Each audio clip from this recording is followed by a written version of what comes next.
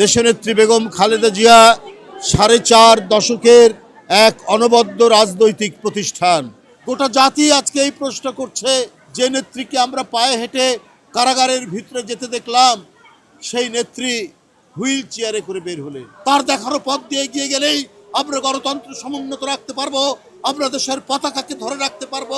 জাতীয়তাবাদী মহিলা দল আজকে শহীদ রাষ্ট্রপতি জিয়াউর রহমান এবং দেশনেত্রী বেগম খালেদা জিয়ার কবর জিয়ারত করার জন্য মাজারে এসে উপস্থিত হয়েছিলেন। দেশনেত্রী বেগম খালেদা জিয়া 4.5 দশকের এক অনবদ্য রাজনৈতিক প্রতিষ্ঠান। গোটা জাতিকে উদ্বুদ্ধ করেছেন, প্রেরণায় উদ্দীপ্ত করেছেন, গোটা জাতিকে জাগিয়েছেন কিভাবে স্বৈরাচারী, স্বেচ্ছাচারী, ফ্যাসিবাদী দুঃশাসনের মুখে গণতন্ত্রের জন্য লড়াই করতে হয়। অনেক দুঃখ, সংকট, চাপ, হুমকির মুখেও জনগণকে ছেড়ে না যাওয়ার যে দৃষ্টান্ত, সেইটা দেশনেত্রী বেগম খালেদা জিয়া তিনি দেখিয়েছেন। গোটা জাতি আজকে এই প্রশ্ন করছে, যে নেত্রীকে আমরা পায়ে হেঁটে কারাগারের ভিতরে যেতে দেখলাম, সেই নেত্রী হুইল চেয়ারে করে বের হলে, সেই নেত্রী দিনের পর দিন হাসপাতালে থাকতে হলো। কেন? এর মধ্যে অশুভ কারসাজি, এর মধ্যে দেশনেত্রী বেগম জিয়াকে পৃথিবী থেকে সরিয়ে দেওয়ার সকল চক্রান্ত হয়েছে। জনগণের নেত্রী, তাকে আমরা হারিয়েছি। আল্লাহ তাকে মহিমান্বিত করেছেন, গৌরবান্বিত করেছেন।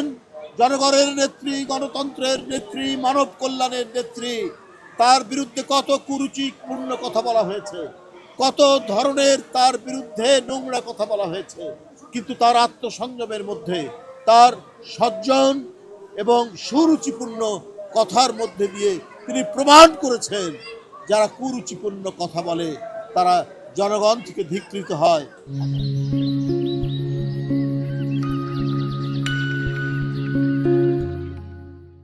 বেগম খালেদা জিয়া যে আদর্শ, যে নৈতিকতা, যে অঙ্গীকার জনগণের কাছে দিয়েছিলেন, তার যে রেখে যাওয়া আদর্শ, সেই আদর্শ এত উঁচু মাত্রার নৈতিক বৈশিষ্ট্য ধারণ করে।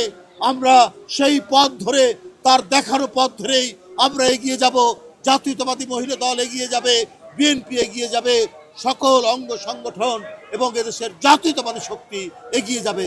তার দেখানো পথ দিয়ে এগিয়ে গেলেই আমরা গণতন্ত্র সমুন্নত রাখতে পারবো, আমরা দেশের পতাকাকে ধরে রাখতে পারবো, স্বাধীনতাকে ধরে রাখতে পারবো, সার্বভৌমত্বকে ধরে রাখতে পারবো।